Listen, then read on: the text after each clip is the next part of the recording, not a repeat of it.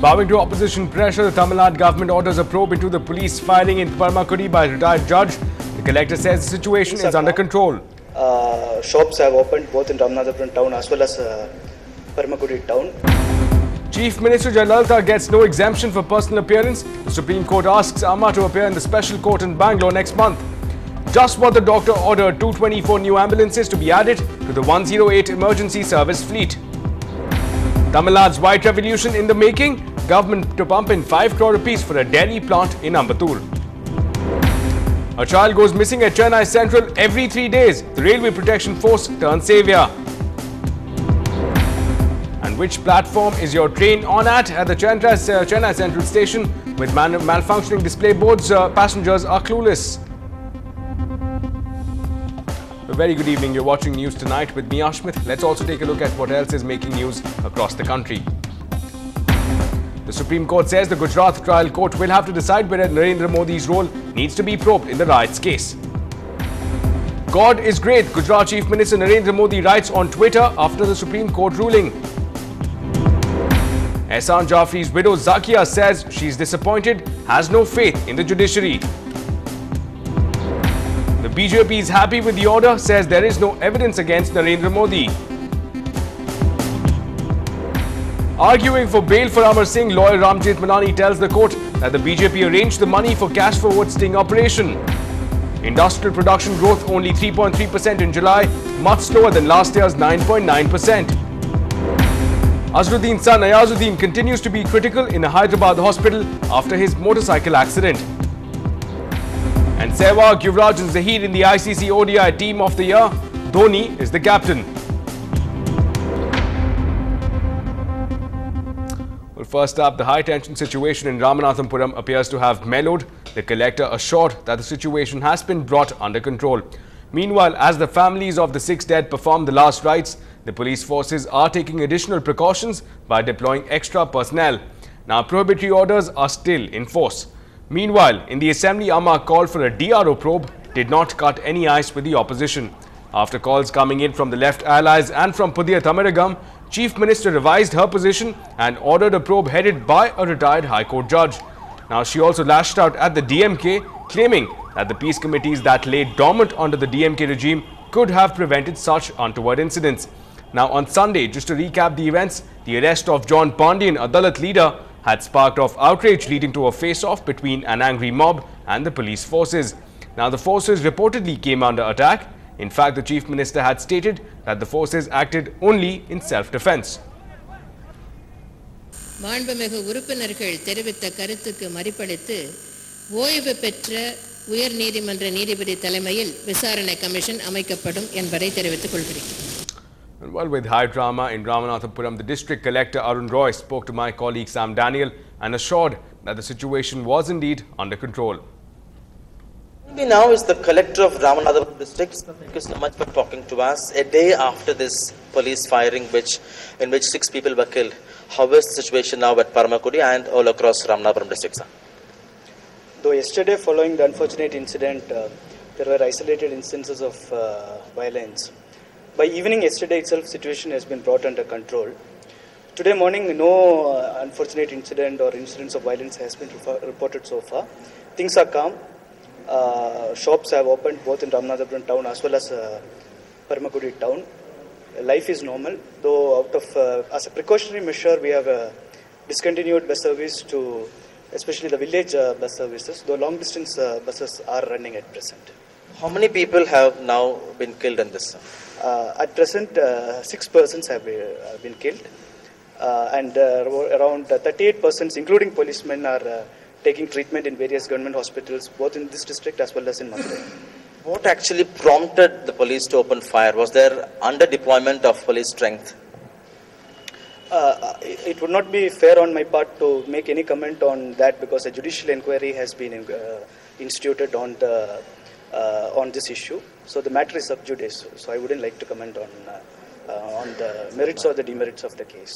But the police has always acted responsibly and is continuing to act responsibly. They have. I am convinced that all everything possible, including talks, have been done before the unfortunate incident happened. police came under attack. Yes, the police, as per information available, the police came under track. Both the higher police authorities and the revenue authorities were trying to talk to the people to convince them, and I believe somewhere at some point things went out of control. Lastly, sir, the postmortem is yet to be over. The funeral is yet to take place. So, what kind of precautionary measures are you taking to make sure nothing goes wrong? We have deployed additional police strength from various districts from Tamil Nadu has already arrived in Ramanathapuram. We have identified the places where the funeral will take place, and strict bandobast has been arranged in all the places. Also, we have appointed sector magistrates as well as police personnel in areas, sensitive areas where we anticipate trouble. So I hope there will not be any problem as far as the funeral is concerned. And one of the latest developments from the disproportionate assets case, the Supreme Court today asked Jayalalitha to appear before the special court in Bangalore on the 20th of October. Now, Amma said that she would appear in the special court in Bangalore, provided that Supreme Court passes orders to provide sufficient security. Now, in fact, the Supreme Court has directed Karnataka to provide adequate security to her for appearing in the special court in Bangalore. Now, previously, the Chief Minister was exempted from appearing at the court. However, the Supreme Court has refused to exempt her again. In some assembly updates now, the state government will add 224 ambulances in the 108 emergency ambulance services by the end of this year. Now, the number of ambulances will go up from the present fleet of 434 to 660. Now, the policy note of the Health and Family Welfare Department placed before the Assembly revealed that 200 ambulances will be bought by the state government and 24 ambulances will be bought using the funds under National Rural Health Mission. Well, staying with all those initiatives coming in from the Assembly now, Tamil Nadu appears to, of course, has been the latest initiative in terms of getting a white revolution of sorts. The government has decided to pump in 5 crore rupees for setting up a dairy plant in Ambattur. Well, with the ruling AIDMK in Tamil Nadu proposing to set up a satellite city near Chennai, DMK chief M. Karunanidhi today said that his government had initiated a similar effort in 2006, but Chief Minister Jayalalitha, who was the then opposition leader, had slammed the move. Now, writing in the DMK mouthpiece Murasoli, Karunanidhi said that his government had in 2006 proposed to develop a satellite city and had selected 30,000 acres near Vandalur Kelambakam for this purpose, which was planned in a way to ensure that there was no displacement of the people already residing there. Now, Karunanidhi claimed that the entire plan was recalling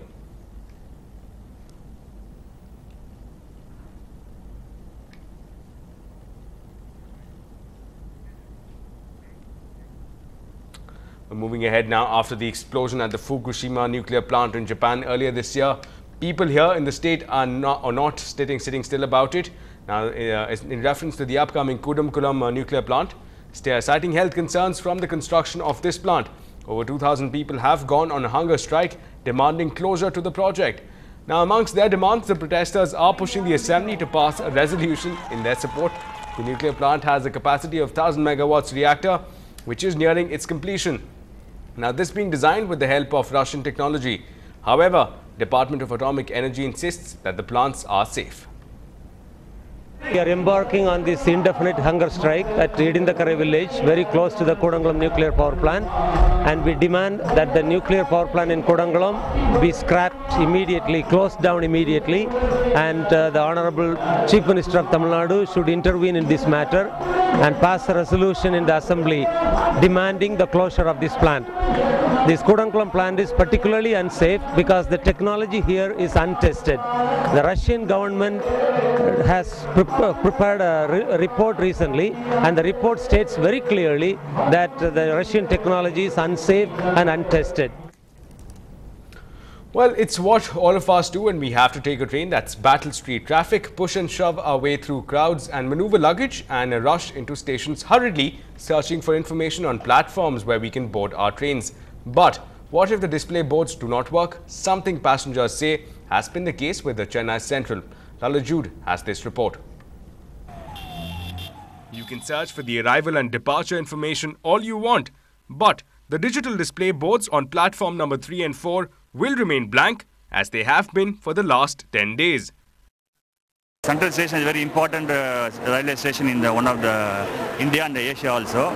Due to the display board is not all functioning for the past 10 days, and due to that all the passengers stranded and they are even chance of missing the train. So please I request the railway board to make it function as soon as possible so the passenger won't get stranded. I heard that there is a 10 days there is no board at all. It's very difficult to find out the departure time and arrival time. So each and every passengers, they feel very difficult without board. Yeah, in the Chennai railway station, the electronic boards are not working properly. Because of it, it's very difficult for all the passengers to know the information about the railway's arrival and departures. If it could be repaired earlier, it would be better for them. Of course, relevant information is being displayed on smaller plasma TVs, but you will find more commercial advertisements running than information on train schedules. Railway officials say that they are in the process of replacing the electronic digital boards. But passengers say that the A1 graded Chennai Central Railway Station, which generates 15 lakh rupees every day, should offer better amenities 24/7. In Chennai, with Lalit Jude, this is Ashmit Kumar for NDTV Hindu. Well, up ahead now, one child is lost in every 3 days at the Chennai Central Railway Station. RPF to the rescue. We bring you more details on the other side.